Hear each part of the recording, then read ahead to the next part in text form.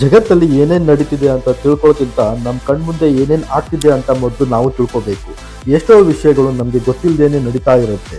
ಅದರಲ್ಲಿ ಕೆಲವೊಂದು ವಿಷಯನ ನಾನು ನಿಮಗೆ ಹೇಳ್ತೀನಿ ಬನ್ನಿ. ಯಶ್ ಅವರು ನಟಿಸಿ ನಿರ್ಮಿಸಿರುವ ಮಹತ್ವಾಕಾಂಕ್ಷೆಯ ಪ್ರಾಜೆಕ್ಟ್ ರಾಮಾಯಣ ಚಿತ್ರದ official first title teaser release ಆಗಿದೆ. ಟೀಸರ್ನಲ್ಲಿ ರಾಮ ಹಾಗೂ ರಾವಣನ ಆರ್ಭಟಗಳು ಶುರುವಾಗುತ್ತಿದೆ. ಯಶ್ ಅವರ ತಾಯಿ ಇದೀಗ ನಿರ್ಮಾಪಕಿಯಾಗಿರುವುದು ನಮಗೆ ಗೊತ್ತಿರೋ ವಿಚಾರ.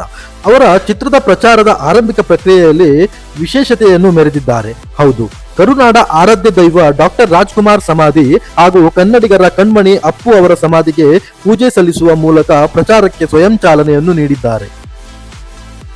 ಕೆಜಿಎಫ್ ಸರಣಿ ಸಿನಿಮಾಗಳ ನಿರ್ದೇಶಕ ಪ್ರಶಾಂತ್ ನೀಲ್ ಹಾಗೂ ಅಲ್ಲು ಅರ್ಜುನ್ ಸಿನಿಮಾ ಮಾಡುತ್ತಾರೆ ಎನ್ನಲಾದ ಸುದ್ದಿ ಇದೀಗ ಪಕ್ಕಾ ಆಗಿದೆ. ಹೌದು, ಅಲ್ಲು ಅರ್ಜುನ್ ಹಾಗೂ ನಿರ್ದೇಶಕ ಪ್ರಶಾಂತ್ ನೀಲ್ ಒಟ್ಟಿಗೆ ಸಿನಿಮಾ ಮಾಡುವ ಸುದ್ದಿ ಹರಿದಾಡುತ್ತಿತ್ತು.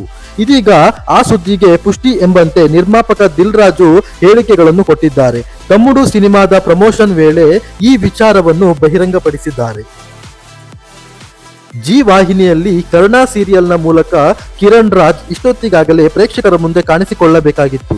ಆದರೆ ಆರಂಭಕ್ಕೂ ಮುನ್ನ ವಿವಾದದ ಗೂಡಾಗಿದ್ದ ಕರ್ಣ ಸೀರಿಯಲ್ ಇದೀಗ ಮನೆ ಮನಗಳನ್ನು ತಲುಪಲು ರೆಡಿಯಾಗಿದೆ.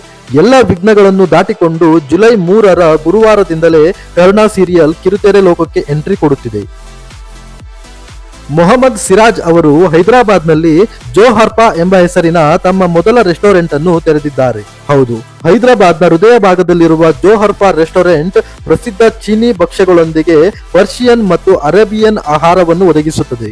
ಈ ರೆಸ್ಟೋರೆಂಟ್ ತನ್ನ ಹೃದಯಕ್ಕೆ ತುಂಬಾ ಹತ್ತಿರವಾಗಿದೆ ಎಂದು ಸಿರಾಜ್ ಅವರು ಹೇಳಿಕೊಂಡಿದ್ದಾರೆ.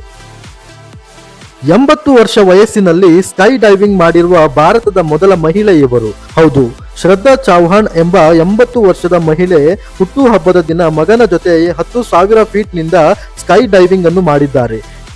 ಈ ಮಾಹಿತಿಯು ನಿಮಗೆ ಇಷ್ಟವಾದರೆ ಒಂದು ಲೈಕ್ ಕೊಟ್ಟು ಹಾಗೆ ನಮ್ಮ ಚಾನಲ್ ಅನ್ನು ಸಬ್ಸ್ಕ್ರೈಬ್ ಮಾಡ್ತೀನಿ.